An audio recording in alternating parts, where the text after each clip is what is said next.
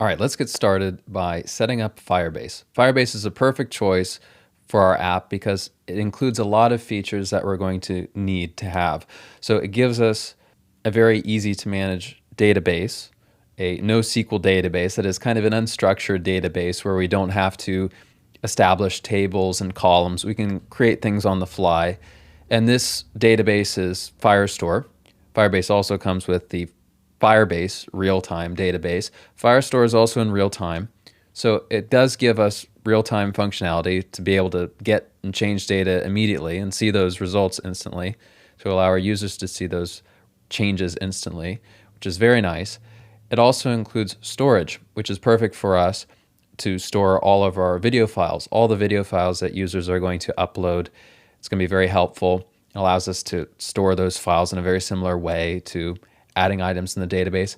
And it also gives us some nice instant third-party authentication. So if we were to go to TikTok, you'll see that I don't have a TikTok account open at the moment.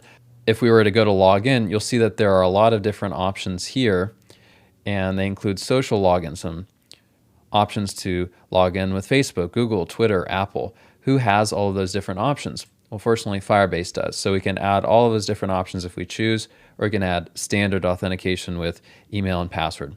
So let's dive right in. We're at firebase.google.com. Make sure you're signed in, and we're just going to go to the console. So we're going to begin by adding a project. We'll just hit Add Project here. We're going to add a project name. I'm just going to call mine TikTok Clone. It's going to give us a unique identifier for our project. We'll hit Continue. We have the option to add Google Analytics. It's not necessary in our case for just the sake of development. And then it's going to create our project within a minute or so.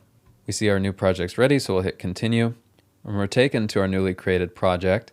And we're not going to add Firebase to our app just yet. We're going to do so in the next step. To do so, all we have to do is just click on this web icon here. There's some options to do the same to set up Firebase with iOS or Android. Obviously, we're making a web application. What we're going to begin with is looking at the left-hand side, and we can see all the options that I mentioned. So in particular, right now, we're going to be using authentication, our Firestore database, and storage. So let's set up all three of those. We'll begin with authentication. We'll hit Get Started. And certainly, we can choose whichever provider we want. As you can see, there's a ton of different providers here, a bunch of different ways for our users to authenticate themselves, sign into our application. In my case, I'm just going to be using one provider, although the steps are going to be identical for any other app you want to set up. We're going to be using Google as one of them. We'll include options for Facebook as well as Twitter. So like I mentioned, the steps are the same. We're going to begin with Google. And all we have to do to make this an option for our users to sign is just to select Enable. And we also need to choose a project support email. And we can also choose a project public-facing name. If you look at more information about it, it's the name that's going to be presented to users when they're shown our project. So we want a better name to be associated with our project. Instead of something random like this, we'll just call ours TikTok Clone. And we need to set a project support email, which is going to be the email that you signed up with. So we'll include that there and then hit Save. So we have our first sign-in provider added and enabled. We'll be able to see any users that sign up in this Users tab.